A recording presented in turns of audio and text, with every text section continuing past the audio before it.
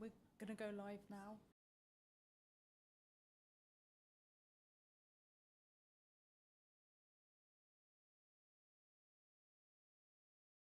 Everybody, and welcome to this evening's Overview and Scrutiny Commission meeting. I welcome you. We've done the housekeeping rules, and if we start off, if I may, with people who are helping us tonight, we have Stuart McKellar, we have Executive Member Peter Hayden, and our Chief Exec. Again, thank you. Apologies, first of all, for absence. The only one I've had notified of is Councillor Porter, who is likely to join us later. He may be late, but that's the only one I know of. Do we have any other apologies? Oh, yep. Our Director, Kevin Gibbs, is on holiday. No others? No. Move on to item 2.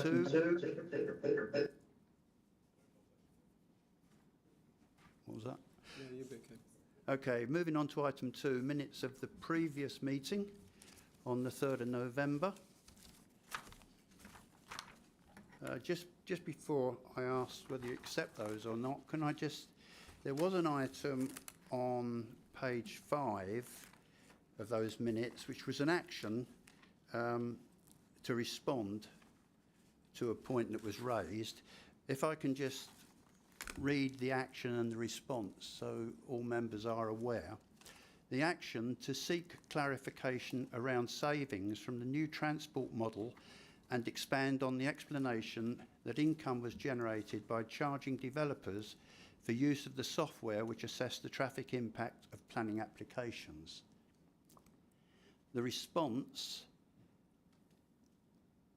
from the Executive Director, Place Planning and Regeneration confirmed that the traffic model used by developers provides the Council with an income stream as set out in the papers. The income anticipated in 22-23 would be £50,000, and at the moment that is on track to deliver at that level. That was the response. Okay, that's the only item that we required a response from that wasn't answered on the night. So can I have members' approval? Do you accept those minutes? That's moved and seconded. Thank you. All those in favour? Thank you. Declarations of interest and the party whip. That's a standard and it's very long, and I don't propose to read it all out again. That's... Do we have any members affected by the requirements of the declarations of interest tonight? No? Okay, thank you. Item 4 is urgent items of business. I'm not aware of any. Are there any? No. Public participation. Again, I'm not aware of any.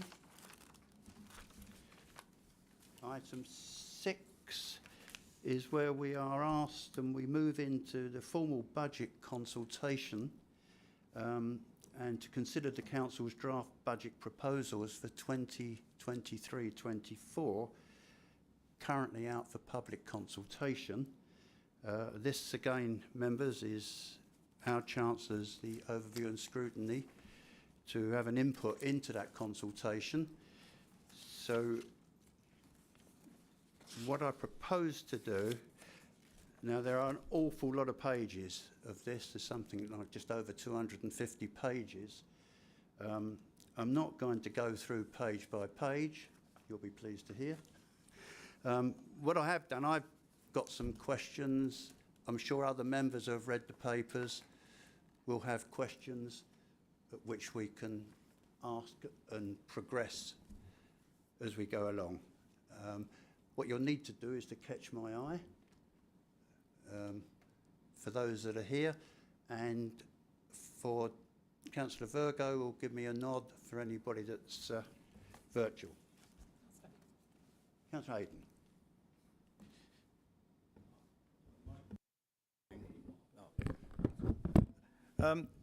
Before we go in, can I just quickly recap, since the last ONS was at the end of November that we had, just so everybody's aware of the movement since then, just as a recap before you go into detailed questions. Sure. And of course Stuart will take over then. The draft budgets were agreed by the executive on Tuesday the 13th of December, and as is the norm, full public consultation is now running, ending on January the 24th. And hopefully it'll be more than Mary and myself who responds to that this year. So the provisional finance settlement was published very late well, even later than usual, on the 18th of December.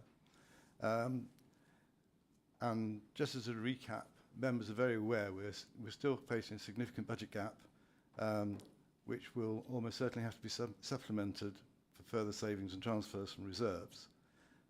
We have got the flexibility to raise our council tax by 3% plus 2%, which it seems most authorities, according to the press, are planning to do.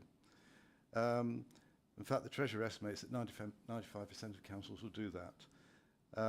But reminding, if I'm allowed to say, that one of our key manifesto pledges is that we remain within the 10% lowest council tax bands of the unitary authorities.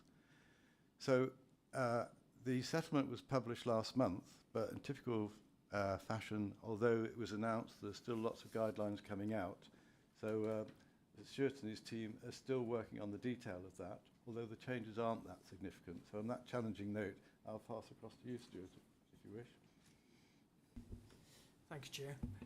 Yes, as Councillor Hayden has just explained, the finance settlement has provided us with some of the answers to the gaps that we have, because as of the last 5 years we've had to prepare the draft budget proposals without knowing what our funding position was actually going to be for the 23-24 year.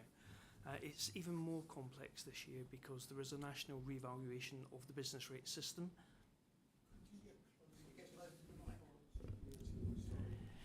Yeah, so there's a national revaluation of the business rate system this year, which requires an awful lot of work around the business rate system to make sure that we get all the updated properties on there, and we have the calculation by the system of all the transitional reliefs, because the government always makes sure that no business faces a massive increase in business rates in any 1 year. So that's still being worked through. In parallel with that, the government has also decided to change the designation of some businesses from the local lists to the government central list. Now that affects mainly large telecoms companies, and as members know, one of our major companies here is a large telecoms company, and we had been notified a few years ago it would transfer to the central list. So there was a consultation by the government in the summer, and it was formally repeated again in the autumn, actually, to all authorities around their planned approach, and that was to aim to achieve a cost-neutral change as they move the properties across the central list. We're not yet in a position to say that that has definitely been achieved, but it does feel as though there certainly has been some protection from what we can see so far for Bracknell Forest from that change. So that's very welcome news. It could have gone very differently to that for us. So we're not yet at the moment where we understand the full resources available, because the last piece in that jigsaw puzzle is how much business rates we will be expected to collect locally versus how much business rates the government assumes in the finance settlement that we get. Anything over and above that, we get to keep a proportion of that, and we're not yet sure if we are above it, and if we are above it, what proportion that will be. That's the final piece in the jigsaw. But other than that, the finance settlement was relatively good news. We saw a small increase in funding of about 130,000 relative to what we had been expected when we published the draft proposals. There's also been an additional grant awarded for social care, which is a further 600,000. At the moment, we're still looking in hard at the conditions around that. It may be that that's to fund new spend rather than to help fund our existing pressures, but that's something that we'll work our way through over the next couple of weeks when we see the detail. So that brings us up to speed, members, in terms of where we are with the budget. As Councillor Hayden says, we will certainly be drawing a large part of our reserves this year to actually balance the budget, probably some in the order of £4.5 to £5 million, so a sizable sum. And that assumes that the council tax increase will be in line with the maximum permitted. But again, that's not a decision that members will make at this moment in time, because we haven't got the full information to put in front of members to give you that full context. So that will be a decision for February. Councillor Verga, you had a question earlier? Thank you, Mr. Chairman. Could I just clarify, Stuart? We could go up to a maximum 4.99% on council tax. Otherwise, we have to go to a referendum, don't we? Is the budget based on the 4.99%, or is it based on an arbitrary figure and we'll have to juggle it as we decide what we're going to put it up to? The budget was initially prepared, because we've been working on this since the summer, on the expectation of a 3% increase in council tax. So that was where we started. It was only when the government published its autumn statement then we realised the flexibility was there to go higher. So the big question for Bracknell Forest Council is how much reserves is sensible to use for the 23-24 budget. It will be a big sum whatever the council tax changes. Supplementary, Mr. Chairman. Presumably, if we go up 1% more, I'm just guessing at these figures, to 4%, that will help our reserves and help us on the budget. Every 1% contributes just over £750,000 for Bracknell Forest. The significance of achieving that through a council tax increase is that it's there forever in the council's revenue income sources, whereas if we use reserves, they will run out at some point, so that's only one-off. Peter, you want to come in? Just a reminder that since the summer, inflation has become a huge issue. And also since, I can't, was it late November, the salary awards were finally agreed, weren't they? Which was higher than would originally forecast. So that put pressure, even more pressure on our finances. Although the national agreement was 4%, we hadn't actually budgeted that this time last year. So there were those pressures on top of everything else. So it has been a moving feast. Right, thank you. If I may, can I just start by asking members if they have any questions on the capital programme on the papers. Councillor Stempson?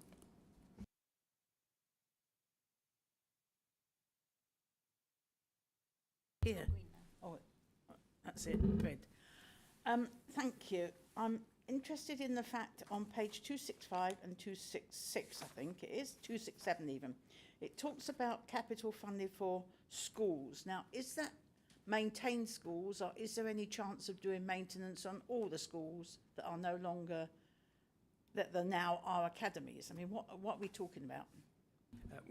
The council receives funding, or maintained schools receive funding through the council to spend on their capital works. There are separate allocations made available to academies because they are responsible for their land and buildings, not the council. Thank you. And then on page 266, it suggested there will be no grant funding available to Bracknell Forest. So there won't be any money coming through to Bracknell Forest.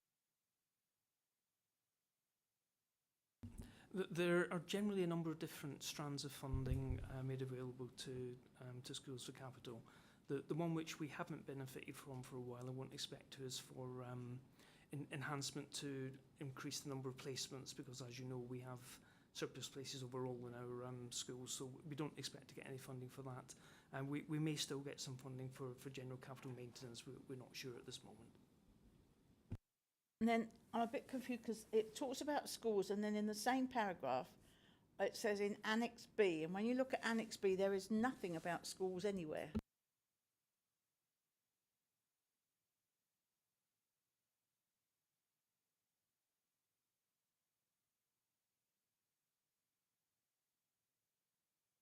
I'm just trying to get to the relevant page, Chair. It's on page 206.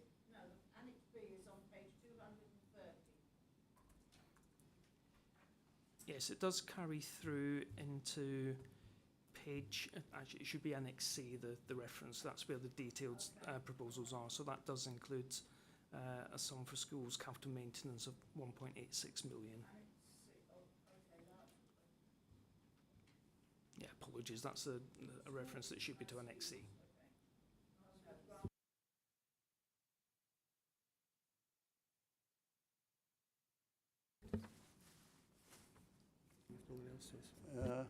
Other questions on capital? Mary again? Yeah, on page 273, on scheduled computer equipment. Now, I'm always one of the people that say, do we yet need any more money spent on IT? But however, it says scheduled computer equipment. And it says here that it should be noted that not all of phase 4 can be completed this year due to increased cost. So what is the impact of not completing all the phases this year? What will happen to our staff and if we don't have all this equipment? It means that, it doesn't mean that staff will not have computer equipment that works. It means that some staff will have to work on old computer equipment that doesn't work as well as the new equipment does. So everyone will have a working laptop, but it comes to the point where things start to run much more slowly when they get past years 3 and year 4 typically. So we have an annual programme to refresh the oldest and poorest performing laptops, so they get priority, and then gradually it works up into the slightly less old and slightly better performing ones. So it won't have a material impact. It just means that people have to wait a little bit longer to get a more up-to-date laptop.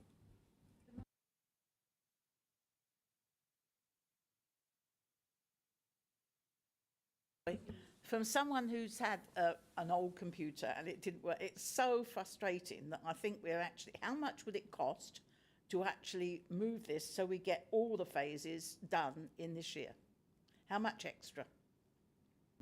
I would need to go back to our IT department and get the detailed Okay. analysis to that, I'm afraid. Right, thank you.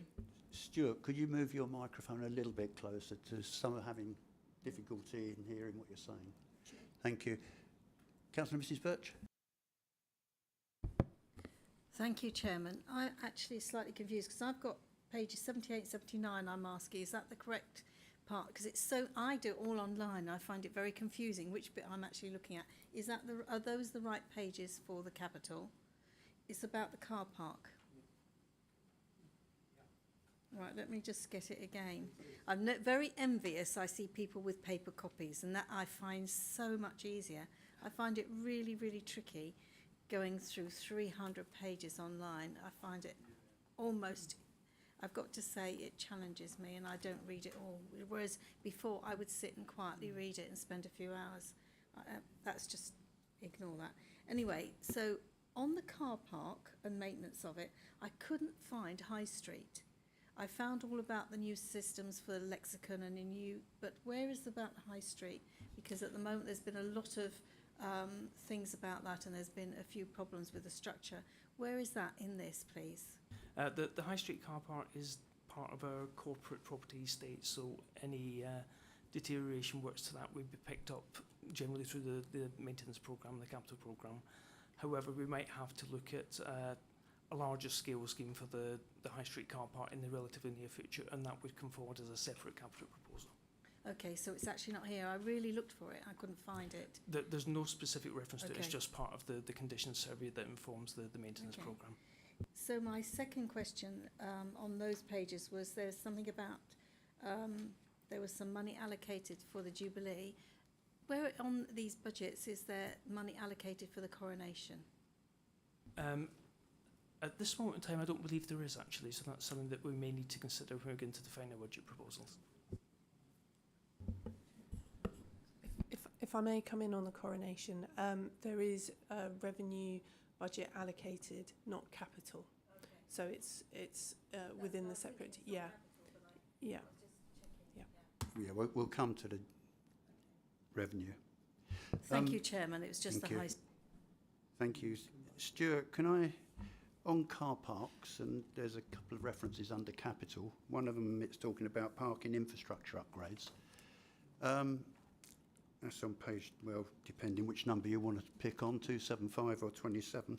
The point that I'm really interested in is if we have got anything in the budgets at all. I hear that with the introduction of electric vehicles, they are now at least twice as heavy as the weight of a vehicle that was used when our car parks were constructed years ago.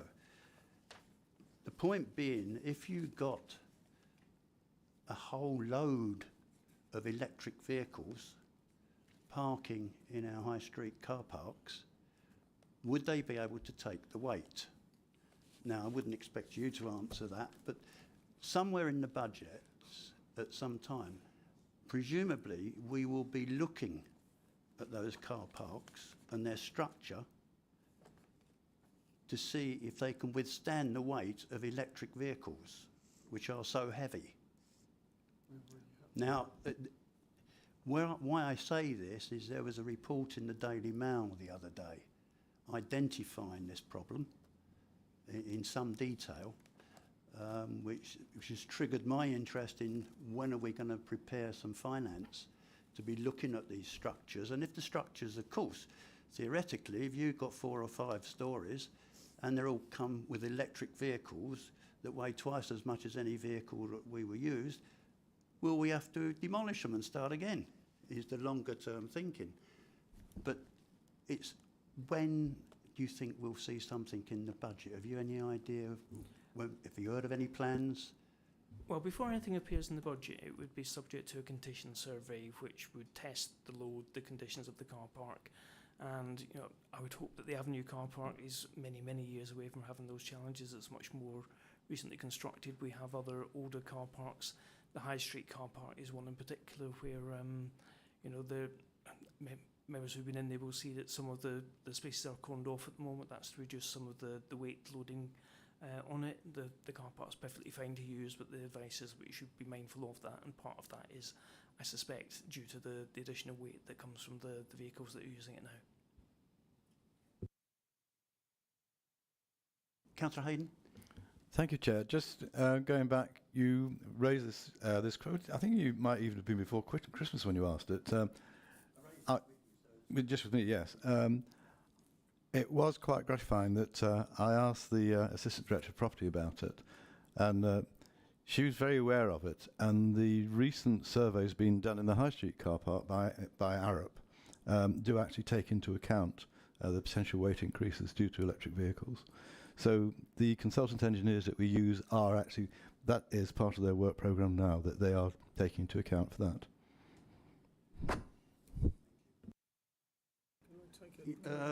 Just take a car park there, because yeah. otherwise we're whizzing around all the time.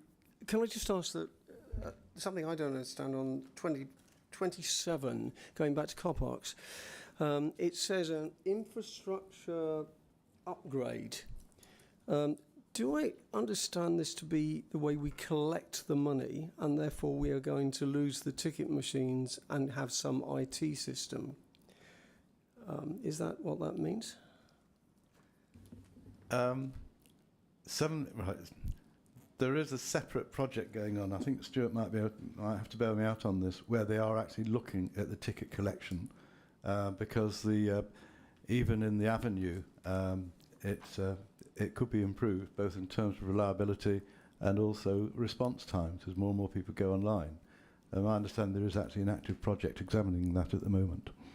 Could I just add a thought here, and I'm sure other members have thoughts. I hate the ringway system, and I've used it in many places in this country, and I find it so frustrating. So I, as a member, would be absolutely against this, because certainly at the Lexicon car park, we have an adequate system. I've been there in rush hour. It works very, very well. I've seen people queue. It all works. And to go to an IT system, I think, would be a retrograde step. That's only my view. If people want to talk about that offline, more than happy. We should, actually. And you're talking about Ringo, aren't you? Not Ringo. Yeah, Ringo, not Ringo. Sorry. Yeah. So can we take that offline? I endorse everything about that as well, because I think we could have another machine if there's a huge queue rather than a different system like this.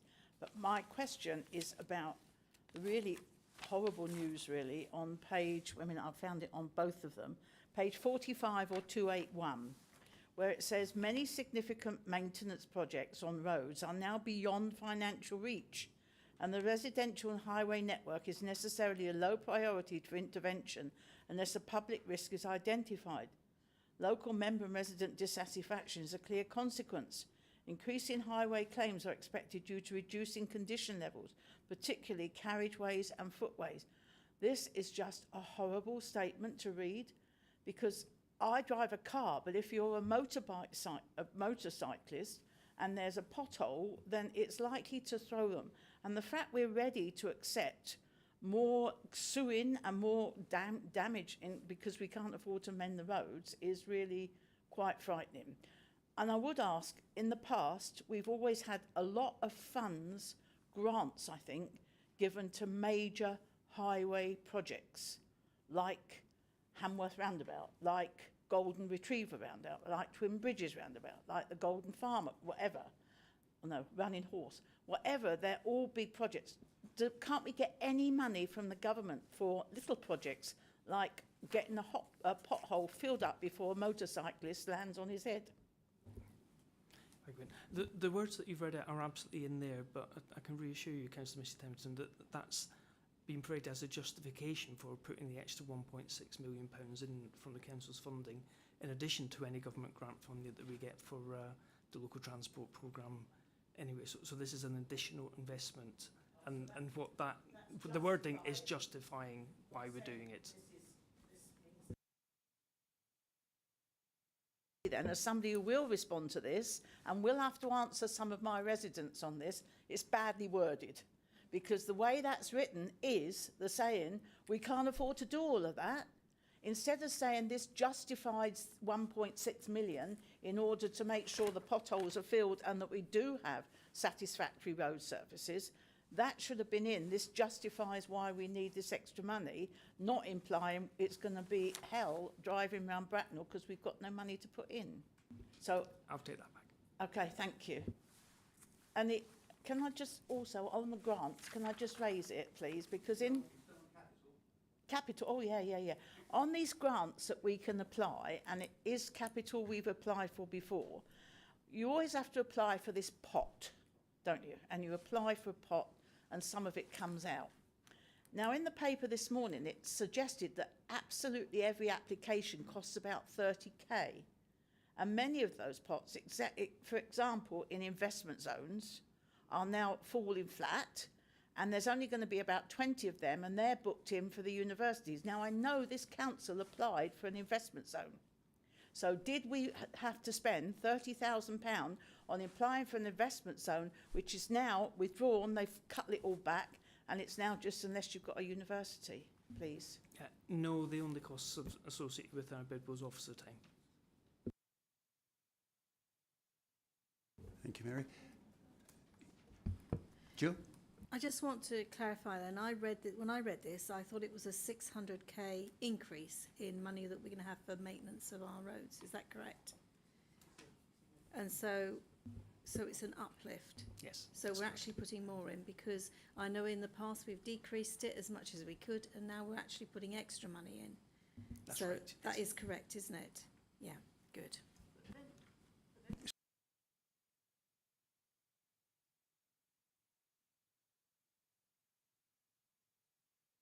To 1.2 million per annum represents a 600k increase, but on the top it says 1.6 million. Yeah, it means it brought it up to 1.2 million with an extra 600,000. So where did the 1.6 million come from? 1.2, sorry. Hang on, let's have no private conversation. So if I can just, Councillor Missy Templeton is right, the sums don't add up. I'll go back and work out which is the wrong figure. One of them has to be, because 1.2 plus 600,000 does not come to 1.6. Can I raise something? Just Councillor McLean has been waiting, who's on virtual. Robert? Thank you, Councillor Angel. As members may recall from budget discussions over many years, highways is something I feel particularly strongly about, largely on the basis that this is a very valuable piece of asset. So it's a very important asset base for the council, the highway network, and it has to be kept in good repair, as all our assets do. And I know Stuart has made the point before that we spend as much money as we can on this asset base, but it's rewarding in a way to hear that more money is going to be spent on the highways, but disappointing in a way that there's a certain degree of lack of clarity about exactly how much that is. So I'd look forward to having that clarified. But because the highway network is such an important asset for the council, I don't want us to ever lose sight of the fact that we need to maintain it, to maintain that asset base. So if we could have clarification on the amount that we're going to be spending, that would be really helpful. Thank you. Yeah, if I can come in on that again, Chair. Yeah, I've just reminded myself that the figure of 1.8 million is where the funding increases to by 25-26. So it's 1.6 million in 23-24, 1.7, then 1.8 in 25-26. So it is a £600,000 increase over the 1.2 by the time we get to 25-26. Councillor Virgo? Could I just, I mean, I endorse what Councillor McLean said, actually. Sorry, I'm confused by figures now, but if we go back to 1.6, it's not a lot of money. It's not a lot of money to look after the roads in Bracknell Forest, because we're talking about one house now in areas cost 500,000. I mean, it just isn't a lot of money, and I would worry on the condition of roads that I've seen, because we had some of the best roads, I think, in boroughs around here originally. I was always actually impressed with Bracknell Forest, and I'd hate to see our infrastructure slowly go downhill, and then we've got to rebuild all these roads. I really think we should look at this again, frankly. If I can just add, Chairman, that most councils spend the amount of money received from government in terms of the local transport scheme projects. So our allocation for that for maintenance is £1.9 million. So we're almost doubling the amount of funding that government is giving. There are very few councils who are able to do that. Yes, that's not what I'm trying to say, Stuart. I'm sure that we're doing our best, but I'm concerned looking at some of the roads. Even I came here tonight, and there are quite big potholes in these roads now. And if you look at 1.6 million, it isn't a lot of money. Councillor Hayden? Are we forgetting to, there's also the ongoing maintenance revenue budgets as well for highways. And if you remember that, they do actually issue a schedule every year where they go through, ward by ward, road by ward, of the planned maintenance schedules for that year. So this isn't telling the whole story. Sorry, is it possible then, Peter, to have an accurate, as Councillor McLean has made, an accurate list of how much we're spending on roads in this borough, please? Yes, it will be in the details of the budget. As you'll be aware, Councillor, the budget papers focus on the changes, so there's no change to it, but I need to go back and look at what the actual current allocation is. Yeah, the point I'm trying to make is we don't want to kind of fiddle around and try and work out from different budgets, but we just need to know what we're spending, because I think people are really concerned that the infrastructure must be kept up in this borough. I take your point, Councillor, but this is a consultation on the budget proposals. There's no proposal to change the amount of revenue maintenance. So that's why it's absolutely. But the point I'm trying to make, Stuart, is that this is a consultation and we're giving our feedback.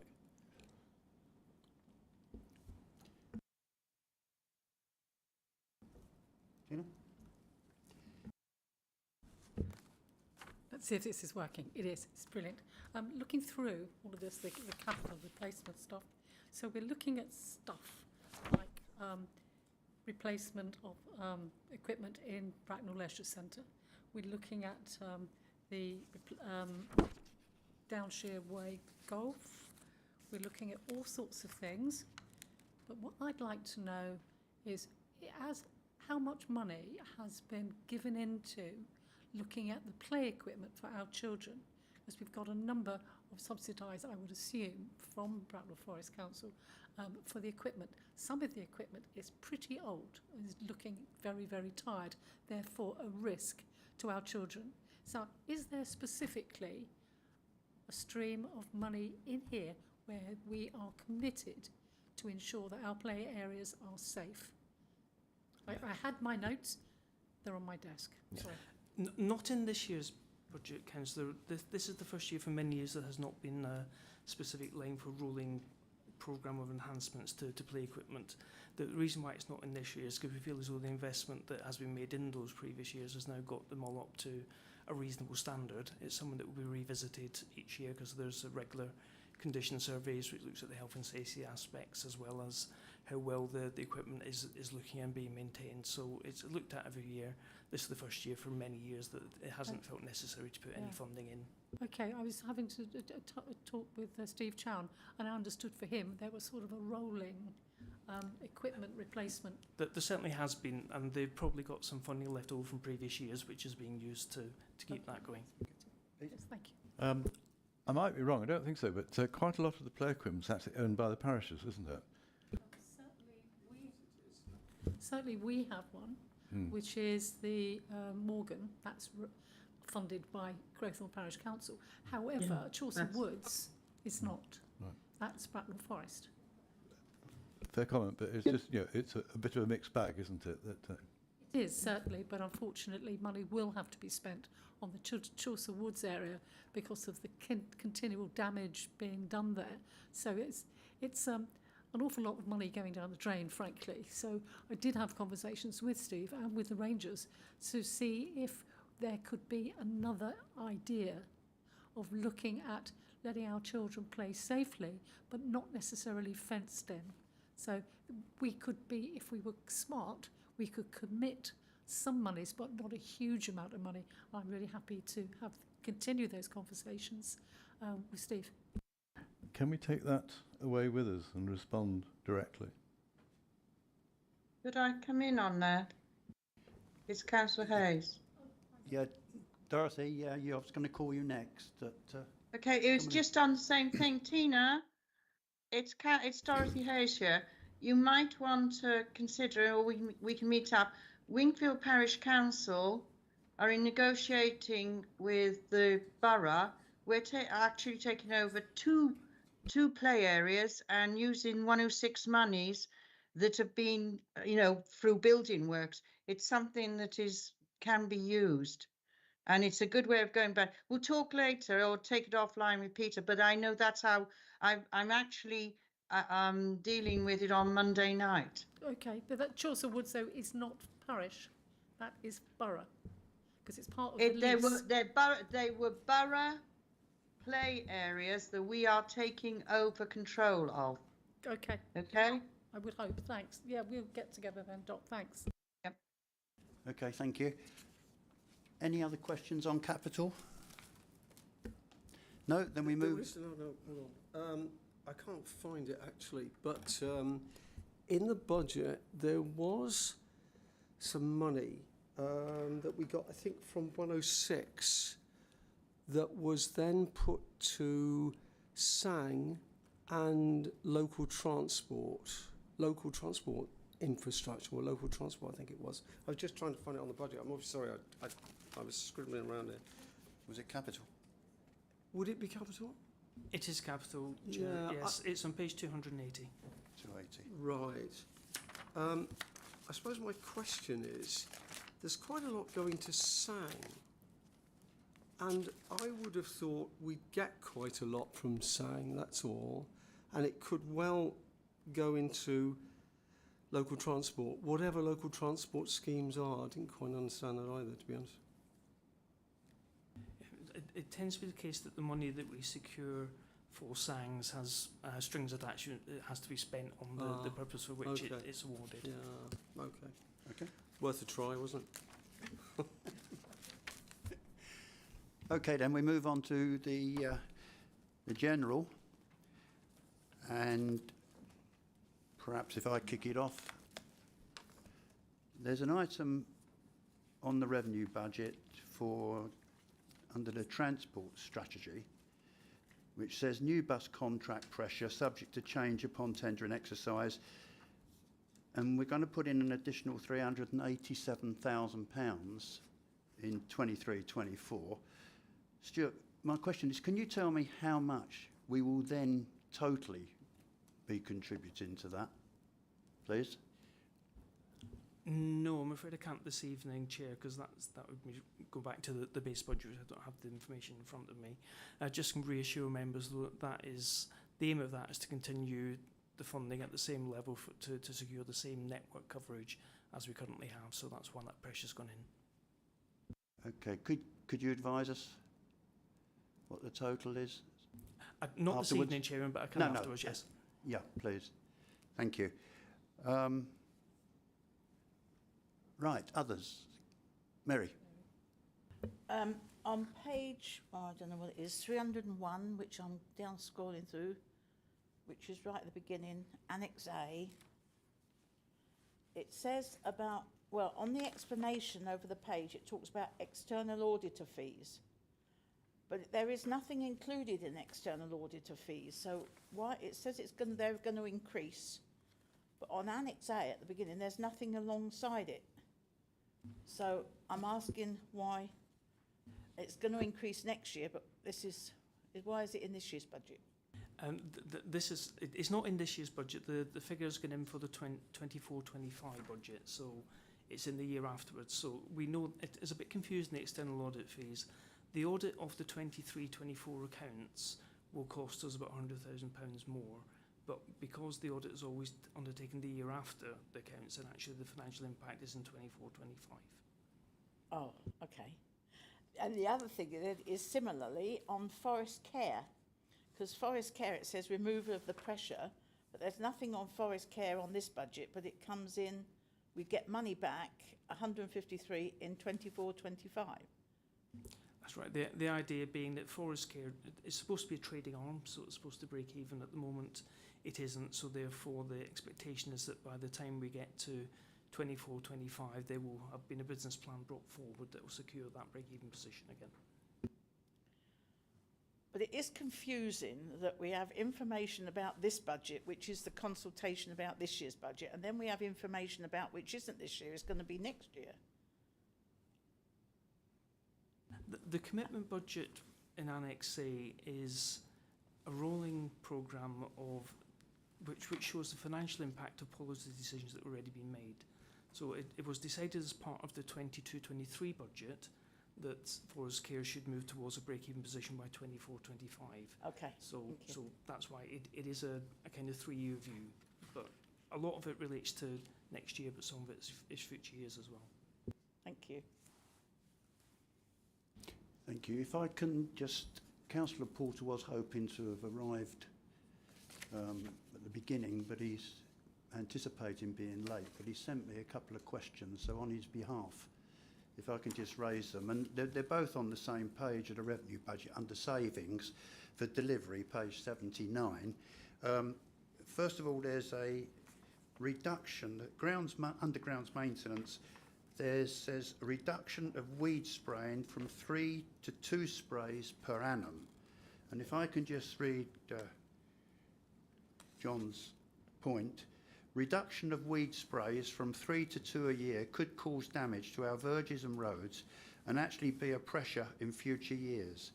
I can recall that spraying was stopped a few years ago and we did suffer with damage and the spraying was quickly reintroduced. Can anybody comment why we're reducing it? Again, having that experience? It's been put forward as a budget saving because we need to identify a significant level of savings to get close to a balanced budget. So, you know, that particular question, the impact of that, we need to address back to the service area, who will have done an assessment of the risks and implications of it. Okay. Can I just comment on that? Yeah, sure, Mary. Environmentally, it's superb news. Okay. Could I just come in on that? Yes, that's true, except, and there's a big except, I remember, and Councillor Hayes might come in on this actually, I can remember when we did cut it, that we had enormous problems later of roads breaking up and curbs being forced out and, you know, all the kinds of things. And it could be a saving that really might be a bit false, actually. What Hello. I'll do is... Yes, Tony, yes. If we go back on this one, and it goes back quite some years, it comes under highways, and it was for the beauty of looking at things. I can see your point on that, Tony, but I also then think, as Mary would, one has to look at the environment. So it may be worth looking back at it, but looking at financially the way to go forward. And that will come under, as I say, highways. But I'm sure, Peter, we can look at that as well under environment. Okay. Stuart, in light of the question from Councillor Porter, could I ask that we get a written response along with the others out of this meeting? Yes, certainly can provide more information from yeah. the risk assessment, yes. Thank you. And if I may, to his second question, it comes under the heading here, grounds maintenance, street cleansing, and it's listed a 25% reduction in litter bins throughout the borough. There is no saving in year one due to redundancy and removal costs, but £30,000 in 24-25. Can I just read John's piece? I feel a 25% reduction in litter bins will have an adverse effect and cause even more litter. Residents and dog walkers are already complaining of not enough bins, so reducing is going to make this harder for residents to find a convenient place to dispose of litter. Some will carry, but I fear a majority will just drop it. I guess the real question there is, how have we come to that decision to reduce litter bins by 25% throughout the borough and arrive at that saving? Well, it's a proposal as part of the budget. As I said previously, we have to identify savings in all areas to get to a sustainable financial position. So that was put forward as a proposal for the 23-24 budget consultation. Okay, so it sounds like, when you put it like that, Stuart, we're just picking things out of the air and reducing them. Can I ask members what their views are on reducing litter bins throughout the borough? First of all, Councillor Prossard. Councillor Birch. Councillor Birch, whichever. It's quite interesting that it's come up, because in my ward I had a complaint because a litter bin was removed. I tried to get it back and they said the lamppost wasn't strong enough, the new ones that they'd put in. And actually I was quite cross about it. So, and I would not actually accept any less litter bins. I think that's really a retrograde step, quite frankly. We're clean, green, and the best place to live. I mean, come on, that's Okay. our mantra. Quite Okay, frankly, that goes straight against it. And I think for £30,000, I think that is poor value for our residents, quite frankly. Thank you, Joe. I'm asking for comments from members at the moment, rather than Councillor Brossard, then Councillor Templeton, Yes. and then I'll come round. I'm happy to reiterate what Councillor Birch had said, because it's a particular problem that we have in central Sandhurst, because we're very close to Wildmoor Heath. And at the end of Tibbet Road, there's an issue with dog walkers, and there's actually a bin that's been placed there, not a borough one to be fair, but one that is actually managed by Sandhurst Town Council. And the result of that is that it is filled, I have to say, on a weekly basis by dog poo bags. If you take away these bins, I fear that what will happen has happened previously. People with their little bags will just toss them into the hedge. And they're not biodegradable, they'll be there for years and years afterwards. And I think really we owe it to our residents, particularly the number of dogs now that have been acquired through the COVID and pandemic situation, to actually protect the environment to the benefit of our residents. So I feel that this is actually a step too far. Well, I'm glad I stepped in when I did, because I had a walk round Great Hollands with somebody from the environment area, and we were having 3 more bins put in, because there were bins put on the lampposts, and then they had to take those down because the lampposts did not allow the bins to fit the new LED lampposts. So they were taken away. And people want to live in clean areas, and you cannot tell people to live in clean areas if there's no bins. You can moan at the bin. And I walk and I report in every week the bins that are overflowing now. We need more bins, not less, because people do care. We're having community litter bins. Bracknell Pride has about 60 odd people who regularly pick litter in their area and phone the council to say, my bag is now by the litter bin, can you come and collect it? Now, if there's no bins, where are they going to leave it? And these people are volunteers to collect the litter because they don't want to live in this ghetto which will be there if we just leave it. This is awful. We had last year, there was 350,000 put in the budget to green up Bracknell.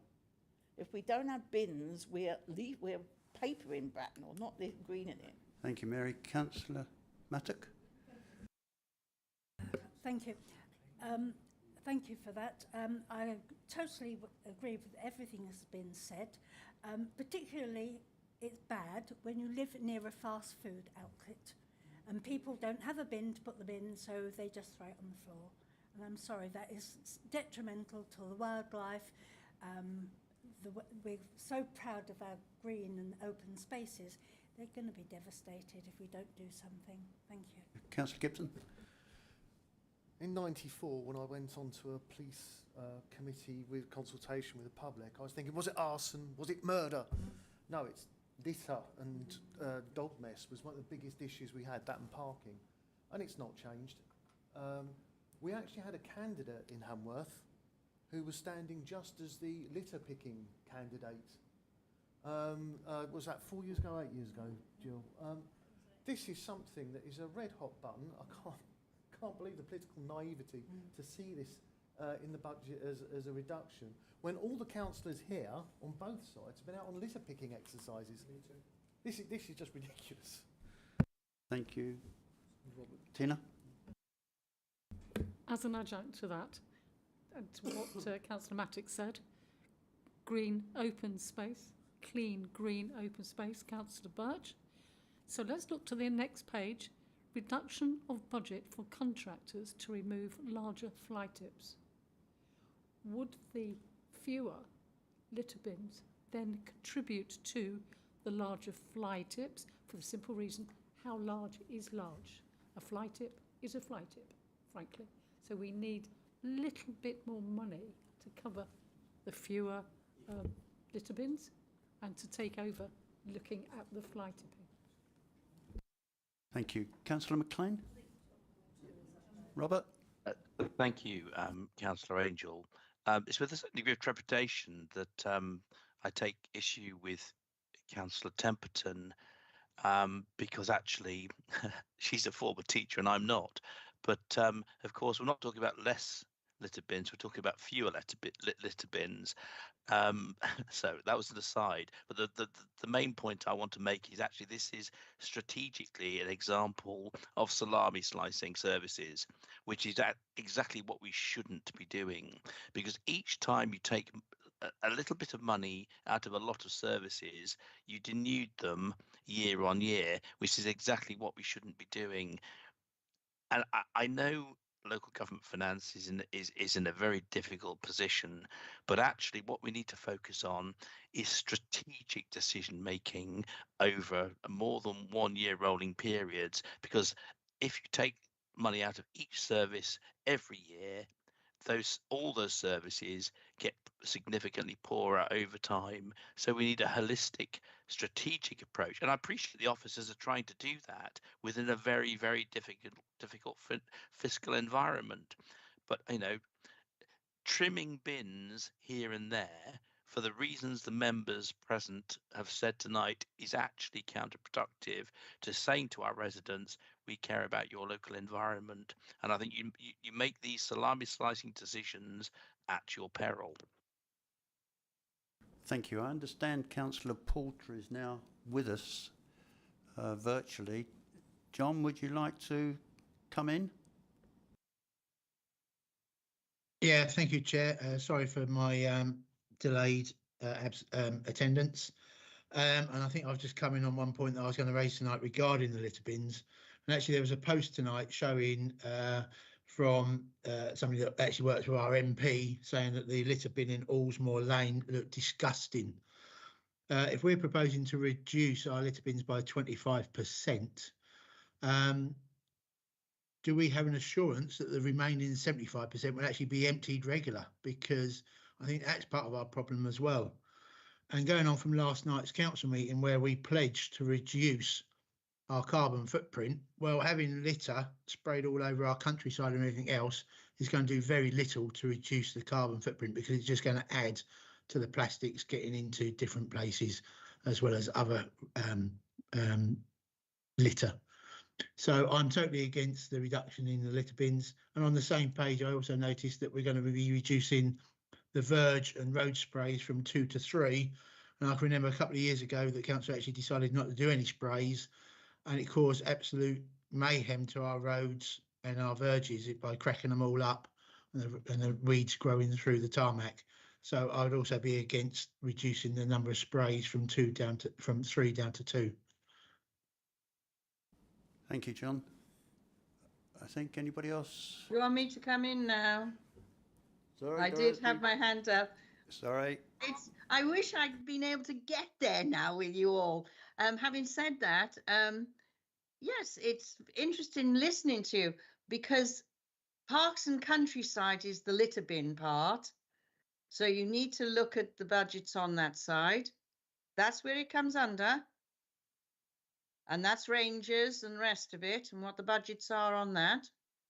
And then on the weeding, again, that's highways and the rest of it. We do need to segregate. It's not the word environment. And everyone's saying, oh, it's not the waste bins. Yes, you know, I'll be there any day for you and work something out. But we do need to look at each line and what budgets they're in. Okay. So, sorry, Dorothy. Yes, I will give you, Robert. Just let me come in there.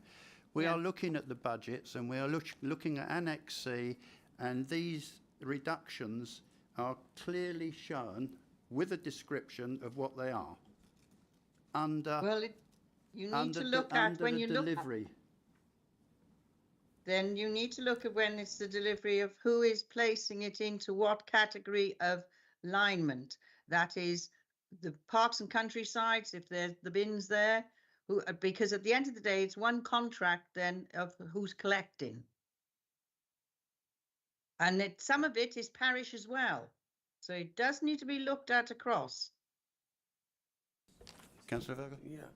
Mr. Chairman, I think we've got a fair reflection of views from the members in this room, actually. Could we not write to the executives following this pre-budget meeting and say, in our opinion, we think this is false economy?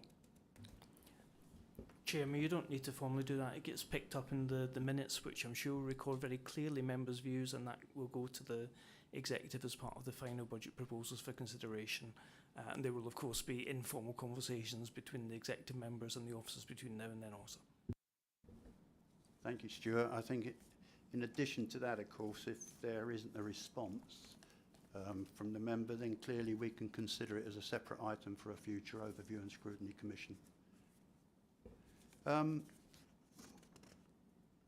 Moving on from John's 2 points. Members, do you have any other points, Mary? On page 71, which is 309, I think, on mine, it talks about, it talks about car parking and staff parking charges. It says they were suspended during the pandemic and have yet to be introduced. Does this help the council with retention and by having a good well-being for our staff in the fact they can park in Bracknell close to the building without being charged? Up until the pandemic hit and staff were forced to work from home, then we had charges in place for staff to use the town centre car parks. They were not significant, they were very small amounts, and given that we recognise that most staff are not using the building any more than 1 or 2 days a week, when we do look to reintroduce the charges, they will be very, very small scale. So we're talking about £5–10 a month to use the car parks as often as you like during the weekdays.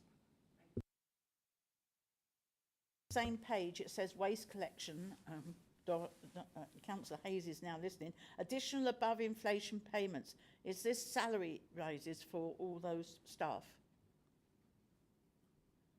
Has it all been settled for them? Sorry, can I just ask which page you're on, please? I'm on the same one as car parking, 309 on my page. I'm sorry. It's Annex B. Yes, it's the £100,000 for waste collection.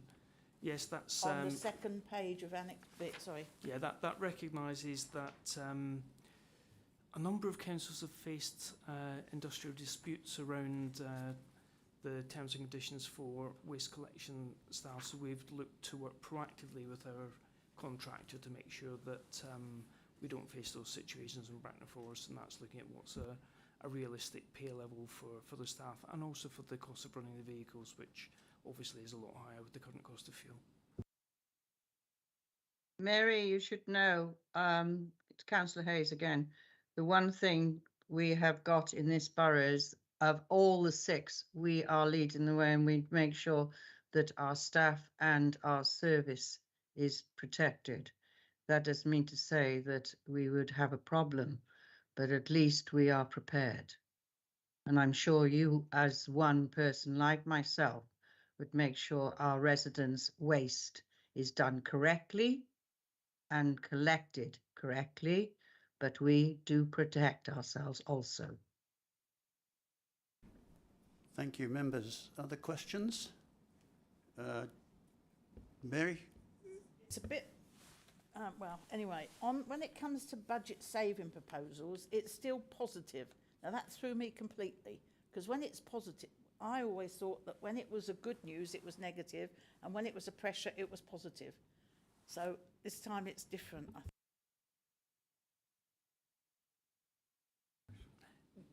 Yes, we just simply say what the amount is, but you're right. In accounting terms, actually, bizarrely, it's also the way around. But yes, normally a minus figure would be money taken away from spend, so all those savings would be negative in terms of our spending. Thank you. Yeah? Thank Isabel? you. I'm sorry, I forgot to say something when I was speaking about the waste. May I go back to that just briefly? Can we go back to it in a minute? Yes, of course.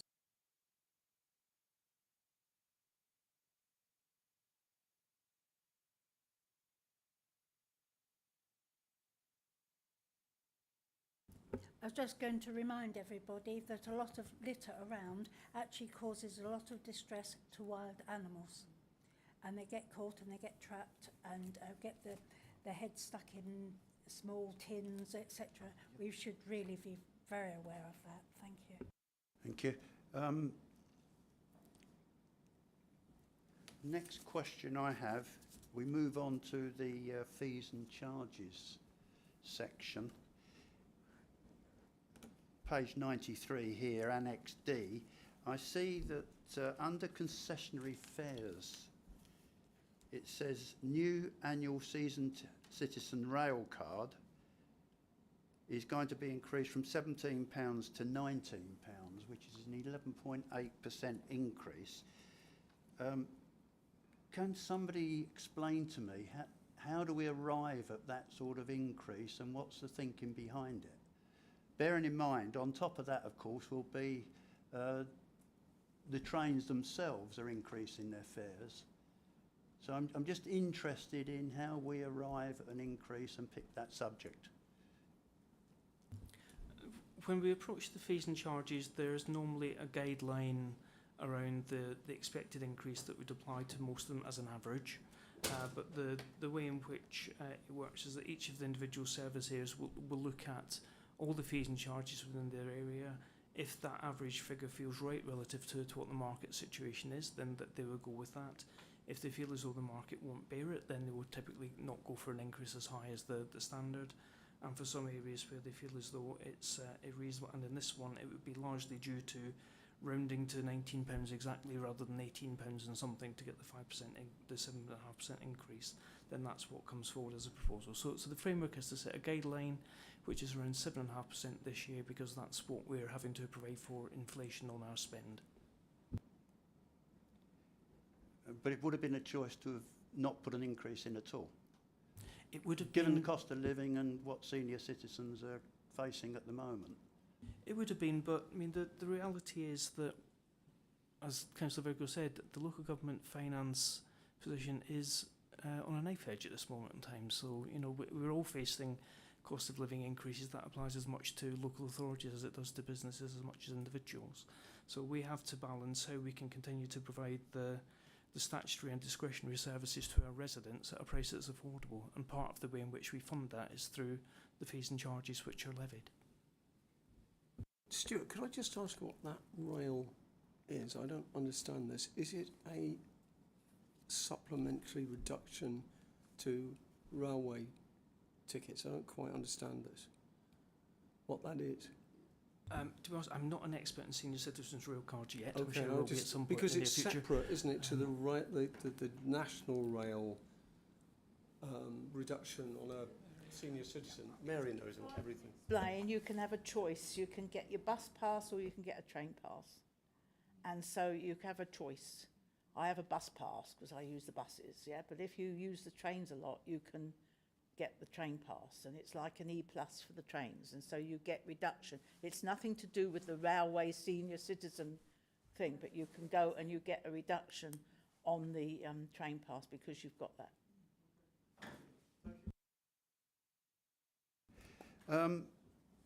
Okay, thanks for that.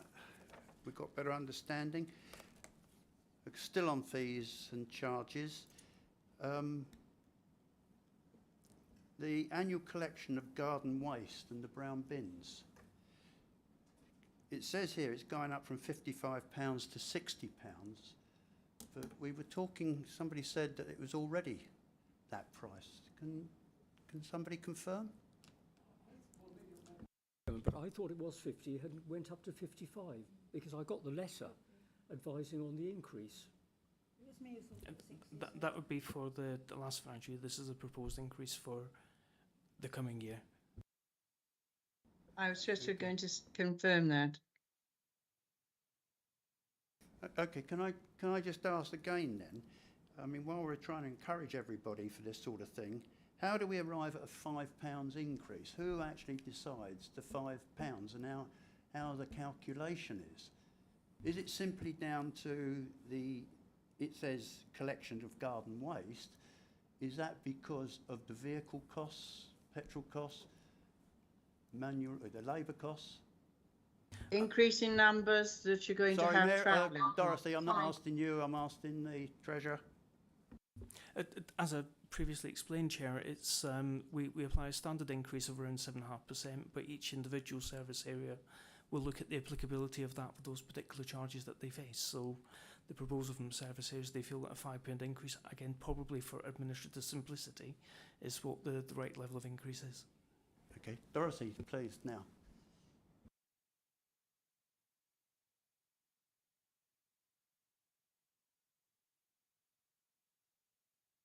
Okay. Yes, sorry, Joe. Thank you very much, Councillor. In fact, I actually support the increase as it happens because I think it represents actually excellent value for money. It's every 2 weeks. I find them very obliging in terms of the weight, in terms of when you've got lots of leaves and such like and they're wet, there's quite a lot of work involved. And I think that there are maintenance costs. So the commercial vehicles, there's the cost of diesel, there's the labour costs in doing it. I don't think generally, and some of my neighbours have actually got 2 brown bins because of the number of leaves. Otherwise, they'd have to go to Longshot Lane and dispose of them, or heaven forbid, put them in the green bin. I actually feel that a modest increase, which it represents, I don't know, 7 or 8%, still represents value for money. So it's one of those situations I actually support the increase. Strangely enough, because I live in Sandhurst and we have a lot of trees, and we actually buy extra bags because we have so many leaves and we have a lot of garden waste, so I'm quite happy at paying £60, quite honestly. I think that's a reasonable, and it sort of rounds it up to a figure, but I think we need to make sure we're not putting £5 on each year, and I think we need to look at it long term, how much we're actually going to put it up, and I think that's very fair. And it could be we say, right, we're going to increase to £60 this year and then not increase it next year or something. I think we need to look at it long term as well, not just keep putting it up. But I think £60 is fair enough. Can I come in there? I couldn't get in, Robert. Yeah, sure, earlier. sure. Yes.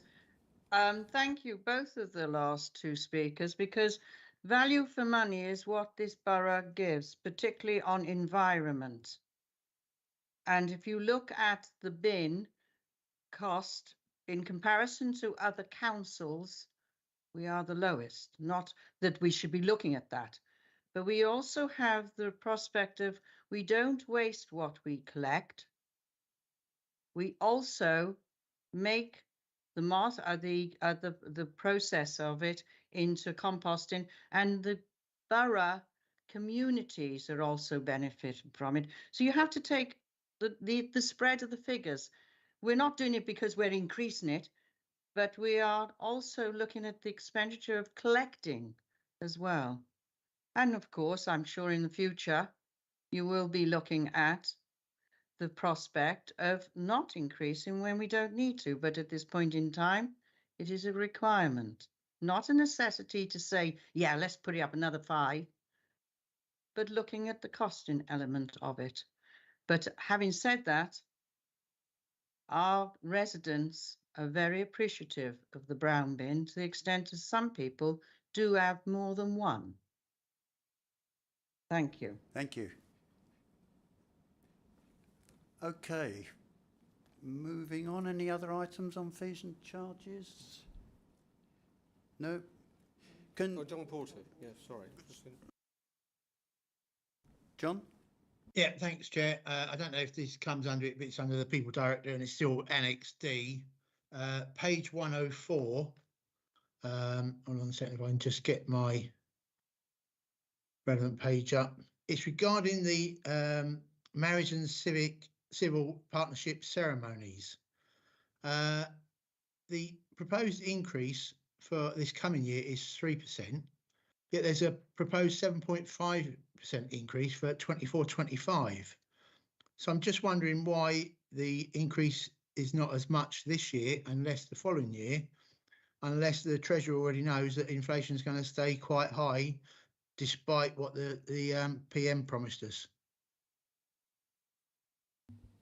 I wouldn't possibly like to contradict what the PM said. I'm sure it's accurate. It's the proposal put forward from the service area. As I say, each of the areas do look at their proposals each year. They're very conscious of what the market is around those kind of services that are provided. So that's what they put forward. I'm very happy to take the question back and ask why specifically the phasing that's been suggested. Thank you, Chair. If I may also, just one other question on page 110 regarding the cemetery. The first part for the interment of the body of, and a person aged 18 or over, or a reopened grave of somebody aged 18 or over is not going up. Yet a child up to 3 years, aged from 3 years 1 day to 17 years 346 days, 364 days, is going up by 7.9%, and a stillborn child, fetus or child under 3 years is going up by 7.7%. And I feel very uncomfortable at those two increases, I'm afraid, Chair.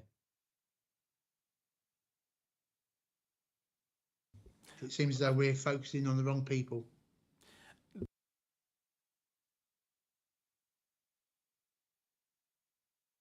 Sorry, there's a lot of effort goes in every year to look at the charges for the cemetery and crematorium. It's recognised that they are very sensitive. So again, I can go back and ask why that specific proposal has been brought forward, but it would have been suggested through a very careful review of what alternative areas we're charging. I think if you would come back, you'd be happy with that, wouldn't you, John? To understand the thinking? I would very much like to know what thinking was behind it, Chair. Not to increase an adult's one, but to increase a child's, and especially a stillborn's. I think, we really need to look at what we're prioritising. Well, I think we'll take that away in the minutes and have a response in the minutes. Okay? Thank you. Thank you. Any other questions? If I can just... Yeah, Councillor Virgo. Could I just ask a general question about agency staff? I know that we're looking at that and trying to keep it down, but I wonder if you've got a general comment. Is that our main aim, and how we're achieving this? Yes, thank you, Councillor. There has been a large amount of work done initially looking at the children's and adult social care staff workforce, and we have done a fundamental review of the terms and conditions to make them more attractive. So we've just put out the first adverts with the new terms and conditions for social workers early in January. So looking very much forward to seeing if the hoped impact is that we manage to attract and retain more staff and can therefore reduce our reliance on agency staff. It's an area where we have to have particular numbers of staff to manage the caseloads to keep the safety in place for the vulnerable people. So we have to have a certain number of staff. The aim of that work was to try and have less of a focus on the agency staff, more people on our own books. So we'll be looking very closely at what the impact of that's been. And does that mean across the board as well? Because I know planning is another area, isn't it?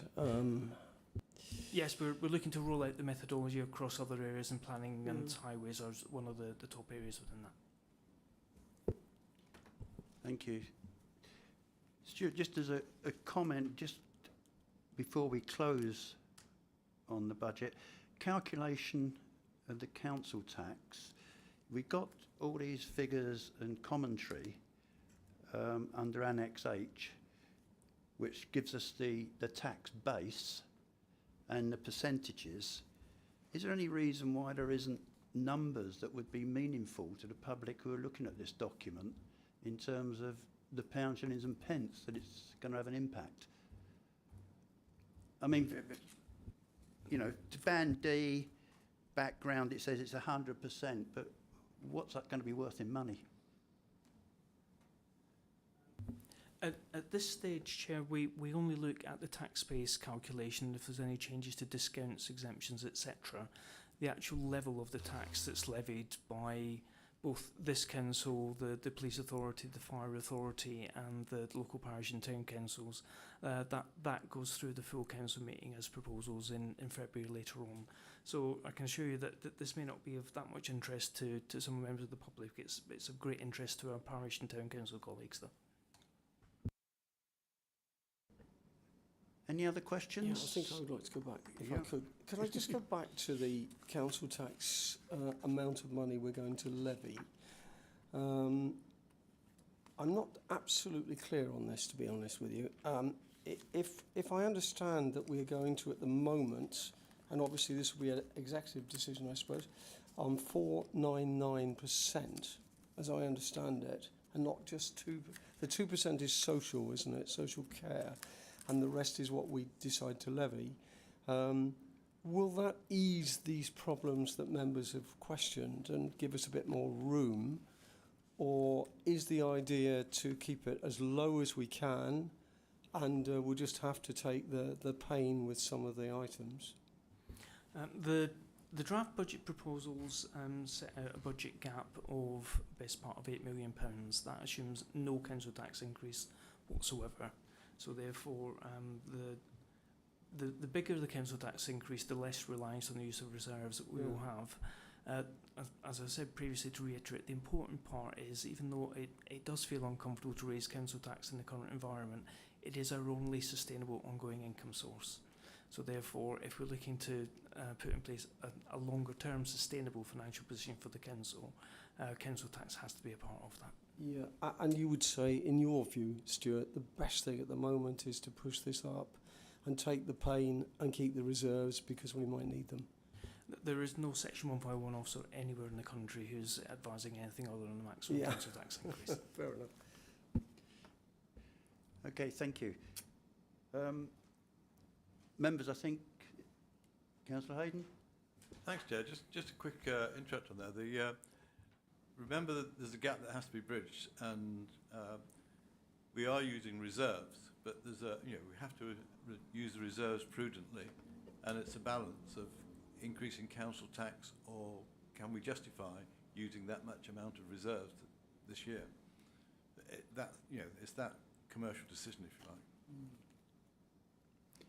Thank you. Mary? No, the extra £100 for the council tax support last year is being removed. That was from last year's budget, but there is there are 7 bands to be for the council tax support scheme, and there are 7 bands, and they go from 75% down to 20%, and then it goes on about disability of 80%. So I know that this is being publicised, but it needs publicising a lot, because that is going to be of great help to so many. So I know Sharon Moore and others do publicise this, and it's on the thing, but we need to keep reminding people that there is ways in which they can reduce this, and because I think for some it's fundamental, really. Chairman, if I may John- come back in on that. John, sorry, just a sec. John Porter, can you just... John, are you there? I'm here, Chair, yeah. Yeah, is this a new hand or an old hand? I must be an old hand, sorry, Chair. Okay, thank you. Right, please. Thank you. Yeah, Councillor Mr Timpson's absolutely right. So Sharon Warner, our Head of Benefits, does an amazing job looking at the range of support available for some of our most economically vulnerable residents, and has a very good track record of actually making progress on that. Mr Timpson's absolutely right. The Council's £100 discount on council tax bills for benefit claimants was 1 year only for 22-23. The government has announced a scheme actually which we are waiting for the precise details of, which is a grant which they will be providing us to give residents, again welfare claimants, a £25 discount on their council tax bills. So that's a new government grant. This council is yet to consider what exactly we do with that. There's a discretionary element to it as well, which we can choose to target or top up potentially, but that's going to be part of the final budget discussions, and when we get the details of that grant, we can see how anything that we might wish to offer fits in with that. Thanks, Chair. It's just our own website is pretty accurate and up to date, especially given the amount of stuff coming out of the government all the time. So I would urge all members to make sure they're familiar with working their way around our website, because that is meant for public consumption, and a lot of the quite complex information is actually well presented on the website. So I just urge people to make sure they're familiar with that. Right, members, I think we've done our job in giving the budget consultation its scrutiny. Thanks very much for all the answers and all the contributions from everybody. I think you can safely take away that a document this thick does get read in detail, as you can see from the questions. Right, then we move on to the council plan overview report. I think it's fair to say we haven't actually seen one of these for a few meetings, so this will be interesting, please. Susie. Thank you very much and good evening. So I have the pleasure of representing this report, but as it covers the Q2 period of July and September, I can take absolutely no kudos or responsibility of the good results that have come through, but I have full responsibility of taking it forward from October onwards. So I do want to just highlight at this stage that we are looking to improve the clarity of the message that we're conveying in terms of our performance against our key indicators in the council plan. We've made some changes throughout the report. So the narrative section, for example, is more engaging. It has the same type of content, but we're trying to make it more visual, so it's you can capture the data and the key messages in an easier way. You don't have to trawl through a lot of text. We're using, again, more additional graphs throughout the document so that we can present trends and track trends in a more helpful way. And we've also added a section to include a number of community health indicators to give that sort of broader context for performance set against other councils and how they're performing, which again, hopefully is helpful. We've also made some changes to the website. Again, just going to the point around just ensuring that this information is helpful for the general public when they're trying to find out how well their local authority is performing. In terms of the details for the performance data within the report, key highlights, some of which have actually been mentioned within the recent full councils, but key highlights for the quarter, for Q2 included that the children's services achieved Ofsted outstanding result.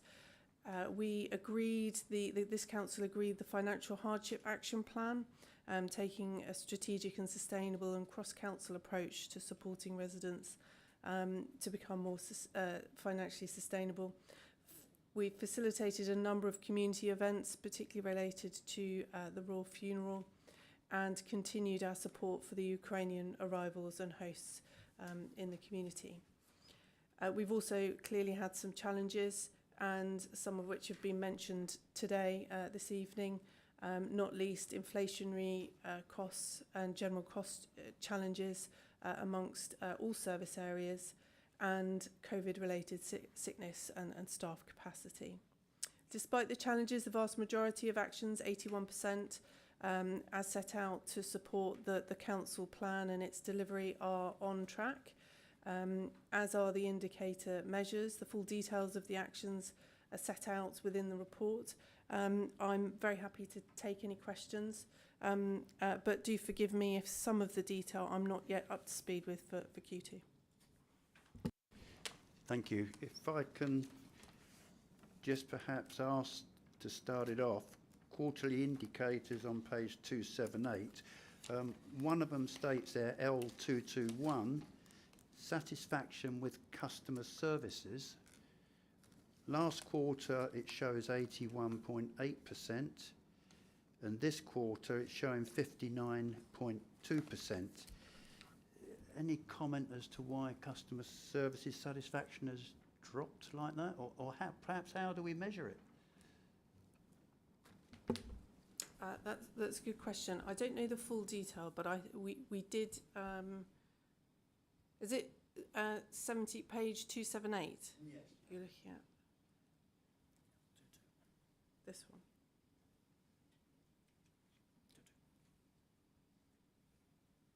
Oh, there we go. Yeah. That one CMT also specifically discussed. And my recollection, but I will come back and reconfirm it, is that there was actually a specific resourcing issue that we had that we no longer have. But you're right to flag it, because it is one of the areas that does stand out.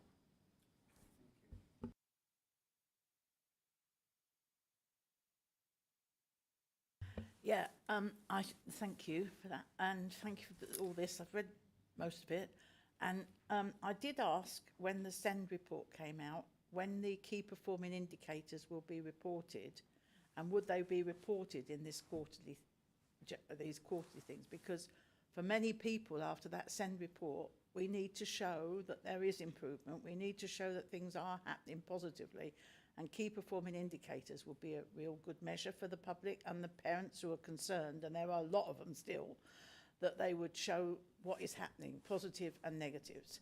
And they're still not here. So do you know when the key performing indicators will be here? Because people want to know what percentage. I mean, it was a freedom of information had to go forward, it wasn't mine, to find out what the EHCP percentage was now compared to the other one. That was in last week's freedom of information.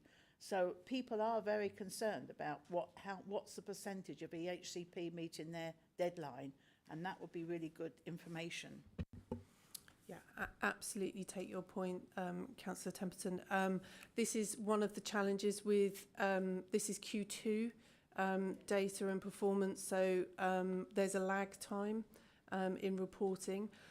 We have gone to executive with an update against performance against the written statement of action, and we will be reviewing these indicators to ensure that we capture either not include ones that aren't helpful to ensuring we're delivering the right services, but also include ones that should be included based on that written statement of action. So I'm afraid it's a bit of a lag time issue that you have, seeing a Q2 report that is out of sync of this SEND improvement process. Councillor Birch and then Councillor Gibson. Thank you. Page 281, and actually you've just latched on to what I was about to ask. I couldn't understand. It's 3.0104, work on special needs, on special educational needs and disability needs analysis. Its status is a question mark. I mean, that really is really poor. But what it says, the assessment team have worked to reduce the number of out-of-time assessments. And that is exactly what I was going to say. It's no point in saying they've worked on it. We do need something to actually look at. We do need figures. We do need you to have a target, and I think that is very clear. You know, plans are in place to finalise all outstanding out-of-time assessments and the backlog. But really, these are the things that we need to see. And I think there needs to be, you know, we were going to actually get these figures and we were promised this. Obviously, this is, as you say, a few months out of date. But even so, there's nowhere in this where it actually has a place to display these. And I think that is really clear that we need that, because we need to show that we're actually monitoring this properly. And this is the proper way to do it. Absolutely, and we'll be revising our indicators and ensuring that we pick them up. So yeah, absolutely understand that. I'd just like to congratulate the Chief Exec on the focus that she's doing on this. I understand it has been a priority of hers, and from what we've just heard, that's very good. I just want to speak out one thing. On your what went well, we have the council facilitated well-attended ceremonies and events across the borough over the events that happened. We've got a coronation on May the 6th. Now, obviously, with our elections being on May the 4th and whatever term we use to replace Purda with, which is more politically correct, it's going to be your first time as a returning officer. I can understand that the focus is all going to be there, but I wouldn't like this to slip, seeing as we did such a good job last year on the civic event, that we don't lose sight of that coming forward to. It's a horrible date to pick the 6th of May, quite frankly. I think local governments can be completely ignored in decisions to do this, especially with those that are having their counts on the Friday. I presume ours is overnight as usual. But I'd just like to highlight that now because of the timing of it. We're almost there and we're going to go into the election period. I don't want it overlooked. I'm sure it won't be, but I felt the need to raise that publicly. Thank you. And to provide you with the assurance that there is money allocated and proposed within the budget proposals that you've just reviewed to provide some support towards the coronation. And indeed, the Lexicon have got a brilliant project underway at the moment that they've just announced to have the largest crown in Berkshire in the Princess Square, where they're inviting all residents of Bracknell Forest to submit a photo of themselves, and they will be creating a mural crown on the floor of Princess Square as part of the celebration. I look forward to seeing your picture. Do a supplementary about that coronation, because is that all right? Do you mind? No, because I did ask about this. This is something, you know, we need to be. You know, you can't leave things to the last minute. Are we involved with the Lexicon this time, because we were before? Are we sponsoring something or helping them? How's that working? Our communications team have a plan that's being pulled together at the moment to support the coronation, and we are working with Lexicon colleagues to ensure that everything that we're doing is aligning. I just say another thing, because Councillor Gibson has actually brought up, is the fact that we have the election on the 4th. So it will be the current mayor that will be in anything, because obviously we won't have, you know, there's this logistical thing, isn't there? It won't be any time to actually, you know, swear in a new mayor, so it will have to be the old one. So I think it's really important to get it right, and so people really understand that. I think it's quite a funny time, isn't it? So I think that's really important. So the current mayor and deputy mayor should be involved with this. And I've got to say, I really like the fact that the town council gave out grants to local communities. And I think not just the town centre, we should think about actually putting it wider to our residents. Yeah, it was just to clarify that the current mayor's term lasts until the 24th of May to the next mayor marking. So the current mayor and the current deputy mayor, regardless if they're elected or not, so they can be consulted and be part of that, because that will not change regardless of the election results. It doesn't change to the 24th of May. Now I've got some boring stuff after all the lovely coronation things. IT, deliver the digital and IT strategy. That's WIP, work in progress. We're 50% there. How confident are we, now that Bobby's gone, sadly, that we're going to hit the 31st of the 3rd? It's crucial to ensure that our IT is working really well. So coming to the end, or now in Q4, I haven't had any issues escalated to CMT to say that that isn't going to be on target.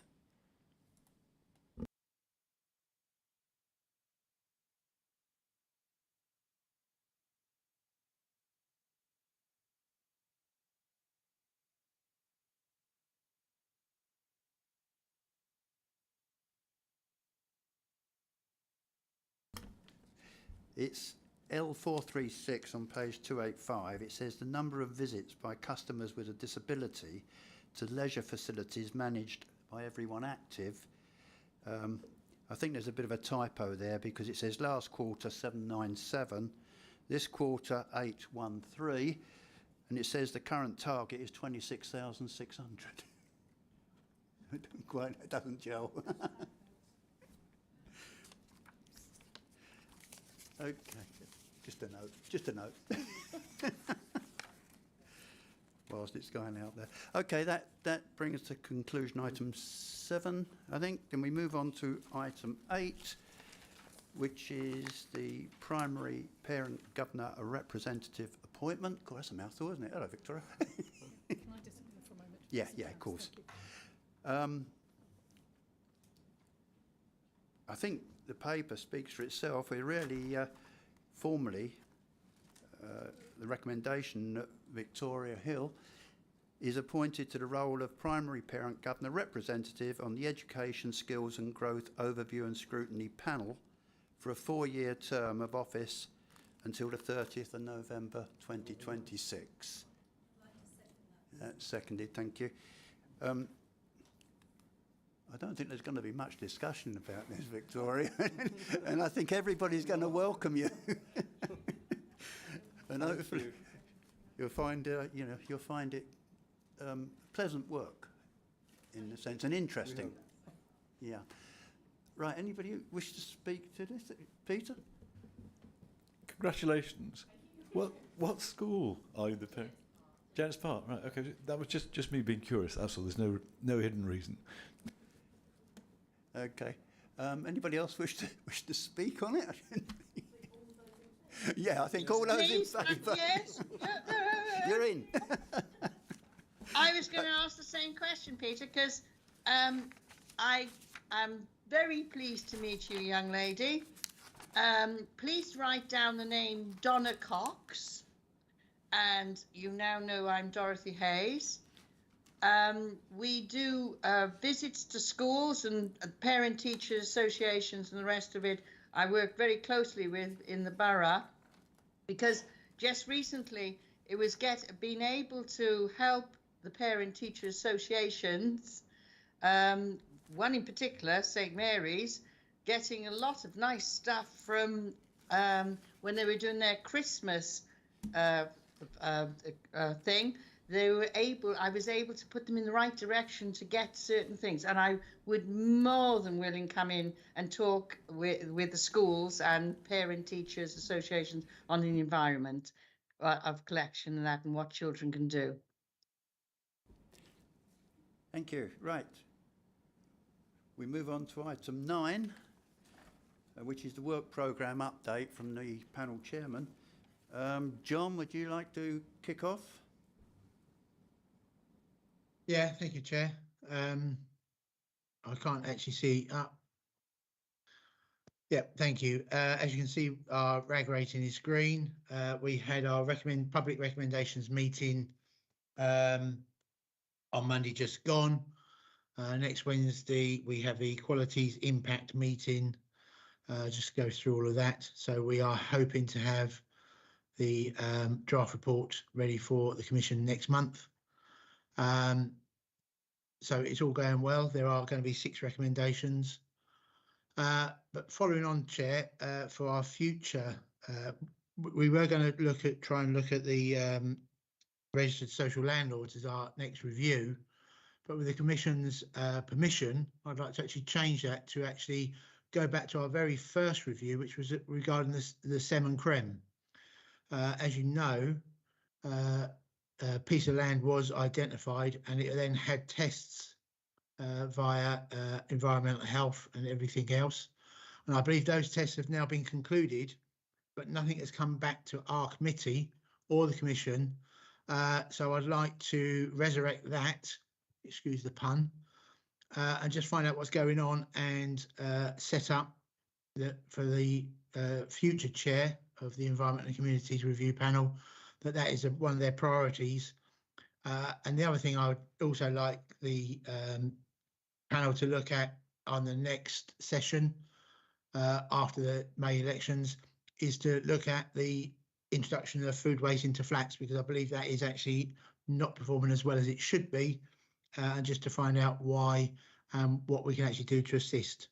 So hopefully with the Commission's permission, we will look at the Sem and Creme and just find out what is happening regarding the results of the land being tested.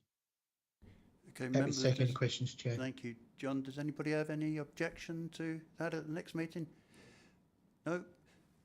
Take it that we all agree, John, that the panel pursue that topic as you've suggested.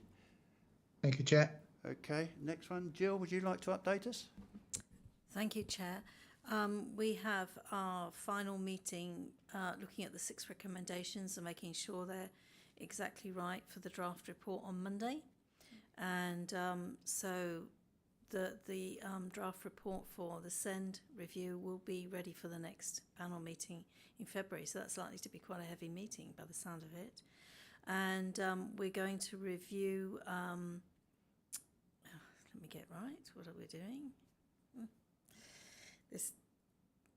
I've got an absolute blank now. Child criminal exploitation. Yes, that's child criminal exploitation. But we're going to review, the SEND, that's it. How could I forget? We're going to review the SEND, not in the February one, but the next one, so that we aren't sort of overloading things. So that will be 6 months then to review all the recommendations there. So, and we're working actually as a panel to work out what we would recommend for the next administrative, next 4 years to do to cover the topics. So we're doing that. Okay. Mike? Yeah, we've had a slight hiccup with our safeguarding review, which was supposed to go ahead a couple of days ago. Unfortunately, the officer was ill. We had to cancel that last minute, but the date's been put forward. We've got the blue badge review for next Tuesday, 17th, but we've had to move that to 5 o'clock because various meetings were put in at the last minute over the top on POGs, which I'm not particularly happy about, but there are other meetings as well. So that's been moved to 5 o'clock on the 17th. And the other date's been proposed for what we're following up there. And we'll also hopefully be contributing to our 4-year work that we've been doing on possible changes for. Thank you. Thank you. Right, thank you for those updates. Just before we conclude, I think it's really to say thank you, because behind these 3 panels, as well as the Commission, there's an awful lot of support and a lot of detailed work goes in to the papers that come to the panels.